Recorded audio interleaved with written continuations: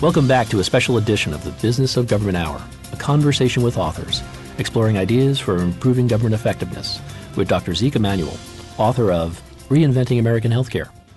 Zeke, the U.S. has been trying to reform healthcare for the last 100 years. The history of previous failed efforts to enact legislation is filled with unexpected twists.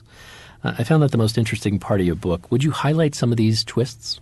One of the most interesting things, and it's been pioneered by a Harvard Law School professor, is to point out that mandates for health care coverage go back to 1790. The first Congress actually had a requirement that ship owners provide doctor consultation and doctor care for sick seamen. And then because there was a loophole that if the seaman needed to be hospitalized, there wasn't coverage for that, they required seamen to have insurance for hospitalization. So here our founding fathers who wrote the Constitution recognized, well, you can mandate people to have health insurance because it's important not to put the burden on everyone else in society.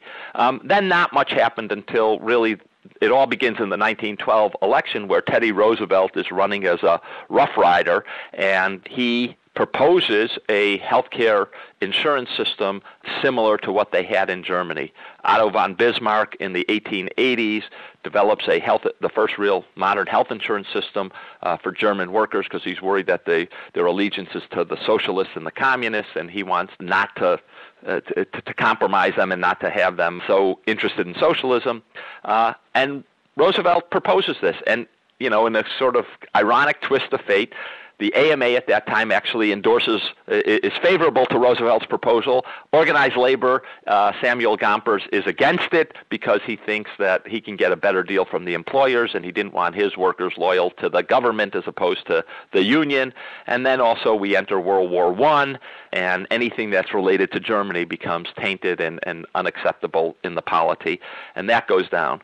And then Franklin Roosevelt gets elected during the Depression, and he creates this Committee on Economic Security, CES, headed by his Secretary of Labor, to consider what policies they should develop to support struggling American families. They're talking about Social Security and pension reform, unemployment insurance, health insurance, and the committee basically decides, look, if we include health insurance, the AMA is going to oppose it. It'll sink all the other things, Social Security, unemployment insurance, so Roosevelt doesn't end up proposing having health insurance. On the other hand, Harry Truman, just 3 months after the end of World War II, he's been in office for just a handful of months, his first major message to Congress is you got to pass universal health care coverage, and he spends from 46 to 49 heavily campaigning for universal health care coverage, but ends up being defeated by really the first political PR firm set up to defeat health care reform. After Truman gets reelected in 48, the AMA panics because he's run on this platform of universal health care coverage, and the AMA assesses every doctor in the country who's a member $25 to run a campaign against Truman. They and the start of the Cold War ultimately defeat national health insurance. And then the issue doesn't go away. It keeps coming back. In 1957, the first bill to extend insurance called Medicare to seniors. It's a health insurance and health coverage for the elderly is a major issue in the 1960 election between John Kennedy and Richard Nixon. We finally get Medicare in 65 under Lyndon Johnson. But then again, that doesn't end it. There's still big debate about all the other people left out. And 1974 turns out to be a moment where it looks almost inevitable. We're definitely going to get health care. Richard Nixon's in the White House, and he turns out to be a Republican who has been a big proponent of getting people coverage.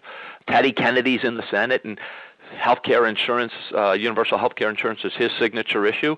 And Wilbur Mills is the congressman who is head of the House Ways and Means Committee. He's the guy who actually wrote the Medicare and Medicaid legislation. He's for expanding coverage. And it looks inevitable. You read the papers at that time, and everyone's like, it's inevitable. It's just what are the exact details of this proposal? Nixon and Kennedy and Mills are all circling each other to get, a common view. And then classic Washington story, scandal. And sex scandal. So Wilbur Mills was driving in October 1974 at 2 a.m. and the Argentine firecracker, Fanny Fox, an exotic dancer, falls out of his car. He's got a big scratch across the front of his face. They had an altercation. He is forced to resign in disgrace, and then quickly thereafter Nixon is forced to resign because of Watergate. And healthcare reform is just one of those victims of Washington scandal. And then we know in 1993, Bill Clinton had a big proposal. It never made it out of committee. There were more than 20 other competing proposals being floated, and defeat was overdetermined in that case. So, when President Obama came in and made this one of his signature issues, along with, saving the country from economic disaster, skepticism was rife. I remind people, we didn't have one vote to spare in getting this through, and it reversed 100 years of failure. People don't appreciate what an unbelievable achievement it is. It's really a world historical event, 100 years of trying, and President Obama finally got a universal health care coverage bill passed. That's pretty amazing. Though the length of the Affordable Care Act is only 906 pages, its impact is far more expansive. Would you give us an overview of the major changes to the healthcare system afforded under the ACA, and how does the ACA address the sort of triumvirate of access, cost, and quality? Well, first of all, I do like to point out that almost every audience, first of all, they're under the perception, because it's been said hundreds of times, a 2,000, 2,400-page bill. It's not that long. It's 906 pages, and as I point out in the book, it's roughly the same size of a big Stephen King novel. That's not too long to reform, basically 1/5 of the country's economy. And this bill, again, a lot of people say, 90% is about access. It's not really about other things. And again, that's simply false. Only 222 pages out of a 906-page bill deal with the exchanges and Medicaid reform to expand access. The rest of it deals with all sorts of other things, cost control, quality, workforce issues. So it's very important to realize that the bill really touches on almost every aspect. Now, you may not agree with how these aspects are addressed, but that's not to say it ignores issues like prevention or cost control. So on access, we've had a national discussion over the last 8-9 months with the opening of the exchanges. So the exchanges are the main big reform, which is a marketplace where private insurance competes and the government provides subsidies to people up to not 400% of the poverty line, which for a family of 4 is about $94,000, to buy insurance, private insurance that they retain. And private insurance companies and others compete in the market to sell insurance plans at 4 different metal levels: bronze, silver, gold, and platinum. Simultaneously, for people who are under 138% of the federal poverty line, they're roughly $29,000 for a family of 4. They are enrolled in Medicaid, and Medicaid is supposed to be a universal program for those people under 138% of poverty line. Now, Medicaid is a federal state program, and states don't have to expand. We sweetened the deal so much we thought every state would want to expand, but in fact, a number of states have decided that for political reasons it's not a good idea. From financial reasons, for every state it's a bargain, but there's ideologies trumping financial self-interest here, although, as I predict in the book, by the end of the decade, by 2020, I think every state will come on. So that's access. On the quality side, we've had a number of initiatives in the bill, an effort to reduce hospital readmission policies by penalizing hospitals that don't address this problem. The data before the implementation of the Affordable Care Act, if you were a Medicare patient and you were discharged from a hospital, your chances of being readmitted within 30 days, 1 month, were 20%. So 1 in 5 patients were readmitted within 30 days. Now, some of those are planned, but most of them are not planned, and most of them are a result, as we know, of poor coordination of care between doctors and hospitals. So hospitals have now had to focus on this, and we've seen, since the penalty went in, a steady decline in the readmission rate. And I believe we're going to see a steady decline to send this number way down. In addition, we've also had an initiative on hospital-acquired conditions, including infections, medication errors, falls, and other things. And again, hospitals are penalized if they don't improve this. In addition, we started a program called Partnership for Patients, where hospitals were incentivized, provided financial incentives to begin developing programs to combat things like infections, early elective deliveries by C-section before 39 weeks. And that's had a remarkable, there was just a report released, that's had a remarkable effect. We've had an overall 9% reduction in just 3 years of all these hospital-acquired conditions, including over 50% reduction in ventilator-associated pneumonias, over 40% reduction in central line infections, over 50% reduction in these early elective deliveries.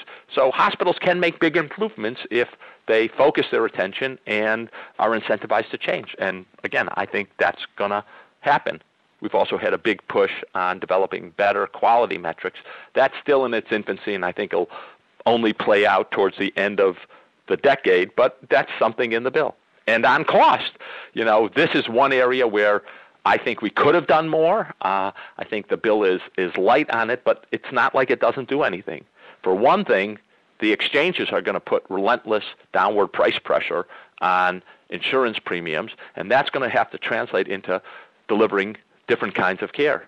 And second, there are a number of experiments to change the payment system. So something called the Center for Medicare and Medicaid Innovation to try a bunch of different alternative ways of paying or creating better quality, lower cost health care. And many experiments are running. Not all of them will succeed, but a number of them, like the accountable care organizations, will have some successes. Montefiore in New York is an example of a major health system that has done remarkably well on the accountable care organization arrangement, and I think people will study it and figure out what's working there and how can they transform their system too. And then finally, I would mention two more. Prevention. People say, well, it's not a lot of prevention here. So let me just make 2 points. First of all, in the bill, in the Affordable Care Act, we have, the menu labeling provision requiring restaurants with more than 20 outlets to have menu labeling on calories and stuff. Unfortunately, it's taken a very long time for the FDA to issue the regulations, I think way too long. But that, I think, it won't so much change consumer behavior, but it's going to change producer behavior. And people are not going to want to have their lunch menu item, come in at 1,200 calories. And I think you're going to see a lot of reformulation. Simultaneously, I always thought that, on the prevention side, the First Lady's Let's Move initiative was a complement to the Affordable Care Act. And you shouldn't view everything just from one angle. It's all part of a package. And that certainly isn't addressing the Let's Move initiative, certainly is addressing a lot of prevention around obesity and exercise. In addition, have employers promote wellness programs, and we've seen a big profusion over the last few years since the Affordable Care Act was put into place of wellness programs. And there's also some efforts on workforce to expand workforce and to make more primary care doctors, more nurse practitioners. I am highly critical in the book of what we did on workforce. I don't think we did it as thoughtfully as we should have. But again, it's not to say there's nothing in the legislation about addressing primary care. There is. Again, you may not agree with what we did, and in this case, I am, as I said, somewhat critical of it. But you can't say we didn't do anything. That's just not a position which is a tenable, factual claim. So I think the bill tries to be pretty comprehensive, and I think we're not going to get a major piece of legislation like this in probably 30, 40, 50 years. So this is going to structure the American healthcare system going forward.